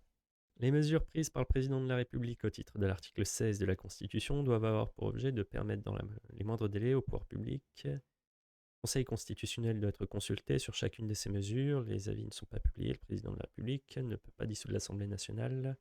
Le président de la République ne peut pas interdire au Parlement de se réunir. Le président, oui, mais comme il dit, dans cet ordre-là, ça passe. Dissoudre l'Assemblée nationale, activer l'article 16. De toute façon, le Conseil constitutionnel ne sert absolument à rien. On le sait. Oui, mais ça, il n'y a pas de souci. Elle ne peut pas interdire au Parlement de se réunir, mais s'il n'y a plus de Parlement, c'est pas grave.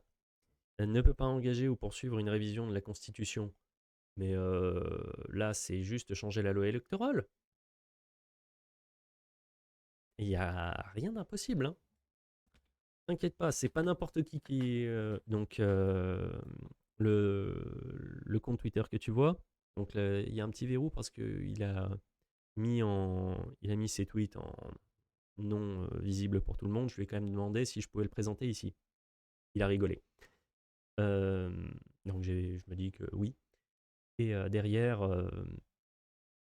bah oui, c'est un politologue constitutionnaliste qui donne des cours en fac et qui est en train qui va soutenir une thèse sur, j'ai oublié le sujet de la thèse, mais voilà, c'est pas le pecno du coin. Je pense que tous les articles que tu viens de citer, Zoxycopathe, il les connaît par cœur. Aïe, aïe, aïe, aïe, aïe, aïe. On est dans la merde. Et dernier petit sujet qui est un tout petit peu en dehors de tout ce qu'on a vu jusqu'à maintenant, qui est un peu plus détente, mais pas tout à fait non plus. Oui, les arguments. Enfin, le problème de proposer une sixième république, c'est qu'il faut qu'on s'entende sur ce qu'il y a dedans. Et là, c'est pas vraiment, vraiment la joie s'il y a marqué plus de nucléaire dedans. Pas du tout. On va changer de sujet. Truc simple, truc calme, truc posé. On va, bah en fait, on va parler de est-ce que vous voulez acheter ou pas une maison plus tard? Parce que avec la nouvelle loi climat, je fais rire du monde à côté. Avec la nouvelle loi climat, euh, si vous avez pas encore acheté de maison, grâce à cette nouvelle loi, eh ben ça va être la merde dans les prochaines années. Le truc, c'est que il y a une loi qui va être en mode on arrête de. Eh ben non, les prix d'ici 30 ans ne vont pas s'effondrer. Au contraire, grâce à cette nouvelle loi, on ne pourra plus construire sur des nouveaux terrains, on sera obligé d'utiliser de l'existant. Donc, on va densifier le truc, on va plus. Donc là, tu vois, en 2031, c'est ça, 2031, théoriquement, on n'est plus censé pouvoir, à partir de 2031, on ne peut plus étendre les trucs, on est obligé de réutiliser ce qui existe. Ça va être une catastrophe au niveau des prix. Ça va faire monter. Euh, donc, les terrains, la raréfaction fait augmenter le prix. Grand bénéfice de ceux qui possèdent déjà parce que, hop, hop, offre, demande, boum. Avec la démographie baissante, l'offre va s'étuler. On est toujours à peu près à 2 de, de solde. Enfin, on a toujours 2 enfants, 2,1 enfants par femme. Donc pour l'instant, la démographie, elle s'effondre pas. Et l'immigration est positive. Donc, le nombre de personnes va forcément augmenter aussi. Et dans le monde entier, de toute manière, le nombre de gens, eh ben, ça augmente. Donc, tu peux pas arriver et dire ça, la démographie va s'effondrer, hein. C'est faux. Gentiment mais fermement, c'est faux. Et Macron voulait faire en sorte on puisse acheter moins cher. Et ben, c'est mort. Voilà. Et oui, implantation d'industrie. Une industrie, ça prend forcément beaucoup de place. Si on veut réindustrialiser la France, il faudra soit prendre beaucoup sur les emplacements pour les maisons, soit prendre ce qui est actuellement en friche et qui va prendre beaucoup de temps et de sous à pouvoir être détruit. Amiante, tout ça et autres conneries. Mais donc, tout ça, c'est mort. Mais donc, cette loi qui est présentée par un gouvernement qui était censé faire descendre les prix, et ben en fait, elle va faire augmenter les prix. Et ceux qui ont un tout petit peu de terrain ou autre, ça va être les rois du pétrole. Voilà. Et ouais, effectivement. Donc, pour bien représenter la chose, pour que les petits villages, ils ont droit à 1 hectare chacun. 1 hectare chacun, 500 mètres carrés de terrain, ça fait 20 maisons possibles à construire, et c'est pas tous les ans, hein. Donc, la concurrence va être rude, les obtentions de terrain vont être voilà, voilà, à grande classe. Bon, on a fini pour la partie écrite. Si vous voulez me suivre pour quelques revues d'actu Bah, de l'actualité, on va prendre les réseaux en direct. Je pense que je vais pas le mettre sur la rediff, donc YouTube, tu ne verras peut-être pas ça, sauf si c'est intéressant, mais c'est pas sûr. On rappelle, si le programme vous a plu, sauf ceux qui veulent me suivre derrière, mais donc si le programme vous a plu, vous partagez à vos amis sur vos réseaux, Twitter, Instagram, Facebook. Vous n'hésitez pas à m'envoyer des informations que je pourrais traiter et restez factieux. Et pour ceux qui me suivent pendant pendant la présentation des actualités, hein, présentez les actualités. Je vais mettre le chat en plus gros pour que je puisse vous lire. Eh ben, on continue. Allez, navigateur. Donc ça, oh, je vais vous cacher ça. Anarchie dans ton... Un peu de dignité, monsieur. Anarchie dans... Voilà. Alors, qu'est-ce qu'on a sur... Ouais, il va falloir que je le fasse de là, ça va pas être... On va vous remettre. Alors, pour le navigateur, pour ceux qui suivent, levez la main. Euh, on a... Oh! Donc la brigade de recherche et d'intervention intervient à Nanterre. Oui, bah, la pression, évidemment, elle va pas retomber. Le monument à la déportation et à la résistance de Nanterre a été tagué. C'est quand même pas le truc le plus intéressant. Enfin, ça va encore... là, c'est vraiment histoire de... Les communautés vont... Ouais, allez, AFK Cuisine. Donc les communautés vont encore vouloir s'opposer entre elles. Ah oui, d'accord. Une banque pillée à Nanterre, intervention des policiers. Les policiers ont sécurisé les lieux avant de repartir. Ouais, bon, ben, ils ont fait comme on avait fait pendant les manifs de Lyon, c'est-à-dire que les bureaux ont été ravagés. C'est pas franchement... Enfin, ils ciblent les lieux de pouvoir, comme d'habitude, les lieux de pouvoir économiques. Hélicoptère est mobilisé au sud de Nanterre, bah, comme à Lyon, visiblement, hein. Donc là, Clément Lano qui suit les, ah, qui suit les manifestations en direct. Donc là, ça fait déjà 3 heures. Si, c'est ça. Il brûle encore dans le quartier Picasso à Nanterre. Donc en fait, ils sont en train de répéter la même erreur qu'hier, c'est de détruire encore et toujours leurs équipements et pas le reste. Ah oui, bon, ça, je l'avais dit. Qu'est-ce qu'on a? Ah oui, ça, je vous l'avais gardé parce que je pouvais vraiment pas le mettre. La députée LFI Mathilde Panot annonce déposer une proposition de loi pour abroger une partie de la loi Cazeneuve, donc l'article en question, le 435.1, qui défend pas mal les policiers lors d'un refus d'obtempérer. On a un grand revenant. J'ai aperçu le truc. On a un énorme revenant de la politique qui vient donner des leçons. On a Manuel Valls qui est de retour et qui accuse LFI et ELV de propager une haine des forces de l'ordre. Est-ce que c'est vrai? On peut pas vraiment lui donner tort pour le coup. Est-ce qu'il faut le faire? Ben, on va pas le dire s'il faut le faire ou pas. Non, il faut pas s'entretuer entre prolétaires, on l'a déjà dit ici en fait.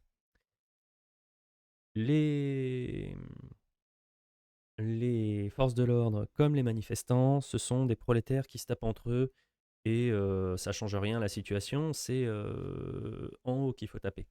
Pas à l'horizontale, c'est à la verticale. Derrière. Ah oui, petite question. Les 100 jours d'apaisement, on en est où?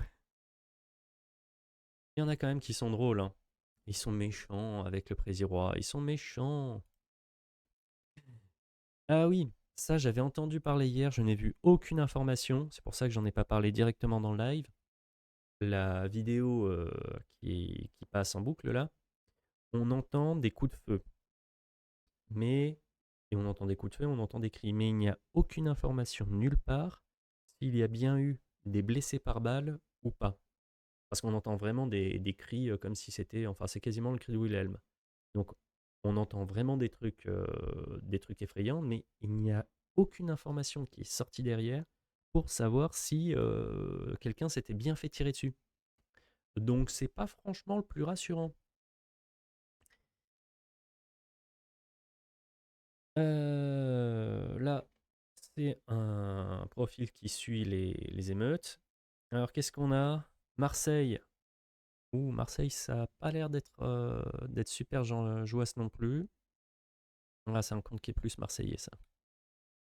Il y a un compte qu'on va voir après, c'est Bismuth Back, qui lui va traiter plus de tout ce qui concerne les manifestations, mais sur Lyon. Ouais, émeute en cours. Ah ouais, il se déplace pas mal. Centre-ville. Dire il y a quelques jours, le centre-ville était nickel, hein. Macron, il est passé. Impossible de s'approcher de la mairie à moins de 100 mètres. Excusez une seconde.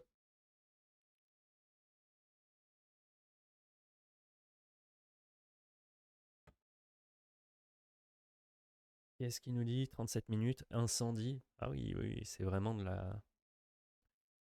C'est vraiment de l'émeute grosse et forte. Bon, les poubelles enflammées, ça va coûter aux Marseillais, mais ouais, c'est Bob Le Gob qui va pas être content. Guérilla au palais de justice. Ah ouais, ils ont ciblé le palais de justice. Évidemment, ils se sont fait accueillir par les lacrymogènes. Vous voyez, quand vous touchez, enfin, quand les manifestations et les émeutes touchent un point névralgique, que ce soit un palais de justice, une préfecture, enfin non, pas les commissariats, mais vraiment des gros points névralgiques, eh ben, il y a des réponses qui sont immédiates.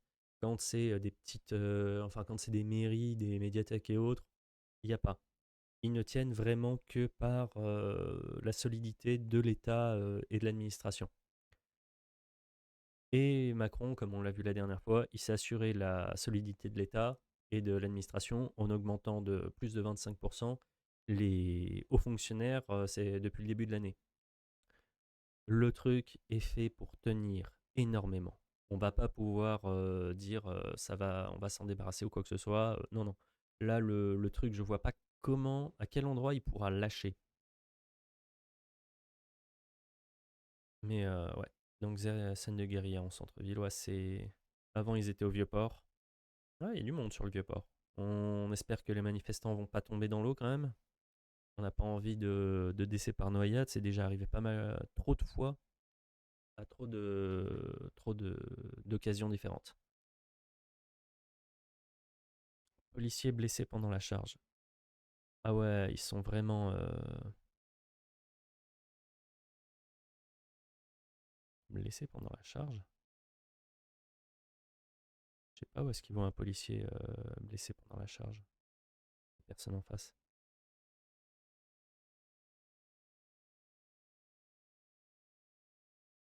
On en voit un qui est quasiment en train de se péter la gueule, mais on n'a pas de. Ouais, bref, à Marseille, ça monte bien. Ouais, ça on avait vu. Bref de presse. Alors, qu'est-ce qu'ils en disent, bref de presse? Bah ils ont rien. Si, violence urbaine. Renseignement redoute. Ouais, bon ça on l'avait déjà vu. Donc ils ont rien rajouté, on va les enlever. Allez, qu'est-ce qu'on a maintenant? L'ambulancier âgé de 20 ans qui a diffusé sur Snapchat l'identité et la ville où réside le policier ayant tiré sur Naël euh, a été condamné à 18 mois de prison dans 12 mois de sursis probatoire. Donc le mec a pris 6 mois ferme pour doxing. Putain, ça a été efficace, hein. Il a dû faire ça mardi soir ou mardi dans la journée. Et derrière, le mec est déjà jugé et condamné. Il n'y a pas à dire, hein, selon qui, enfin, selon dans quel cadre vous êtes jugé, ça va vite, hein. La seule chose que je connais qui allait plus vite, enfin qui allait aussi vite, c'est les deux mecs qui ont attaqué le petit-neveu de Brigitte Macron. Qu'est-ce qu'on va chercher? Tendance, émeute. Alors, ah oui, mardi soir, lorsque le soir où là où le gamin a été abattu, Macron, il était au concert d'Elton John. Il était en mode non, bah les couilles, tout va être très bien. Alors que tout le monde savait que, enfin, normalement, quand tu as quelque chose qui est aussi grave, théoriquement, bah tu fais venir, tu as quelqu'un de la sécurité qui arrive et qui dit Monsieur le Président, il y a les émeutes qui sont en train, enfin les banlieues qui sont en train de cramer, mais ils ont pas l'air. Euh, Commissariat d'Orléans saccagé à l'instant. Ah ouais, hier ils attendaient la nuit pour tout casser. Là, ils ont même pas attendu la nuit. Euh, Lyon 3, Église du Sacré-Cœur, Lyon 3. Eh ben, si Coveno est toujours dans le chat, Lyon 3 aussi ça crame.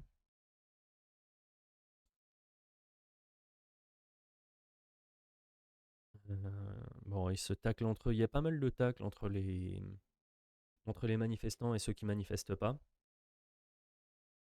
Marseille, tunnel de la Joliette bloqué. Oh oui, oui, oui, évidemment. Bloquer les accès principaux dans les grandes villes, c'est la base. Par contre, là où c'est pas une bonne idée, c'est quand vous êtes dans un tunnel et que les forces de l'ordre envoient des lacrymogènes, ça fait un peu Buchenwald, si vous voyez ce que je veux dire. Non, c'est hyper dangereux de se trouver là. Si jamais ils ont les CRS qui sont pas loin, ils vont pas respirer bien pendant un sacré moment. Et ça peut être extrêmement dangereux, surtout dans un espace confiné. Euh, Ah ouais, il y a les mecs qui portent des antennes, les brouilleurs russes. Après, c'est pas dit que ça marche, c'est pas dit que ce soit pas un fake, mais peut-être qu'effectivement.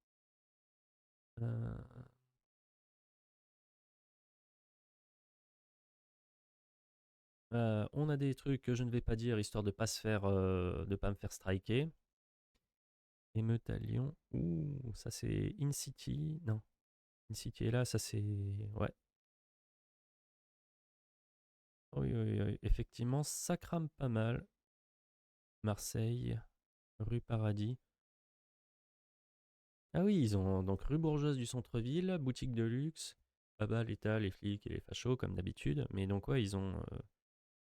Pourtant, Marseille, c'est pas censé être le lieu où ils détruisent le plus où ils détruisent le plus la ville.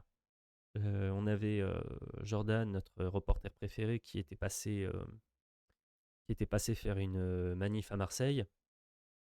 Et il nous avait dit là-bas, on détruit pas, enfin, les manifestants détruisent pas la ville parce que si tu touches à la ville, tu touches à quelque chose de sacré quasiment.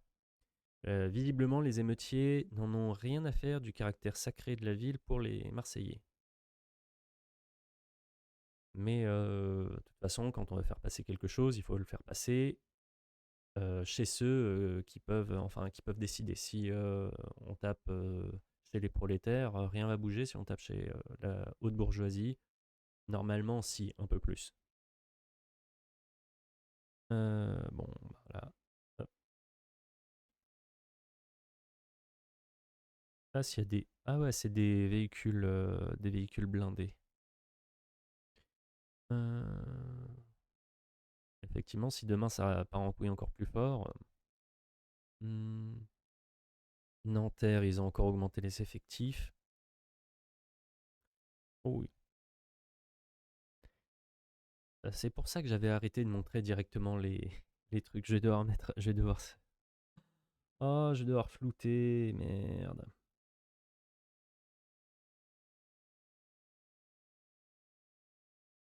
Ah, d'accord. C'est Disquette. D'accord, c'est Disquette qui avait dit il faut tirer.